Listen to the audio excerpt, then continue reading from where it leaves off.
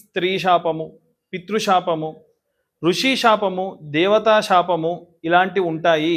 అవి ఎలా ఉంటాయి గురువుగారు, దేని వలన వస్తాయని అడిగారు. కింద కామెంట్స్లో కూడా చాలామంది పెట్టారు. చాలామందికి తెలియని విషయం ఏంటంటే, ఇవేవైనా ఉంటే మన కుటుంబంలో ఎవరికైనా సరే 50 నుంచి 60 సంవత్సరాల మధ్యలోనే మనుషులు చనిపోవడము, ఎక్కువ మంది వితంతులుగా ఉండడము, ఆటిజం లాంటి విపరీతమైన ఇబ్బందులతో పిల్లలు జన్మించడము, అంగవైకల్యంతో పుట్టడము, అలాగే సూసైడ్ అటెంప్ట్స్ ఎక్కువగా చేయడము, మనుషులు ఎవ్వరికీ కూడా పెళ్ళిళ్ళు తొందరగా అవ్వకపోవడము, ఎక్కువ శాతం 3 పదులు 4 పదులు దాటిన వాళ్ళు ఇంట్లో ఉండడము, అలాగే ఎవరికి కూడా సంతానం ప్రాపర్గా లేకపోవడము, ఇవన్నీ కూడా జరుగుతాయి.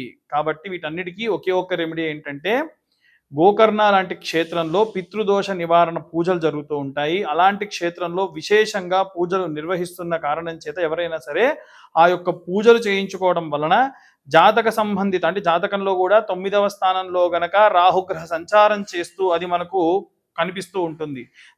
దాంతోనే కాకుండా ఇప్పుడు నేను చెప్పినటువంటి ఏవైనా సంఘటనలు మీ కుటుంబంలో జరిగినా గోకర్ణ లాంటి క్షేత్రంలో పితృదోష నివారణ పూజలు చేయించుకోవడం వల్ల విశేషంగా ఆ యొక్క జాతక సంబంధిత దోషములన్నీ కూడా పోగొట్టుకోవడం జరుగుతుంది. సర్వే జనా సుఖినో భవంతు. స్వస్తి.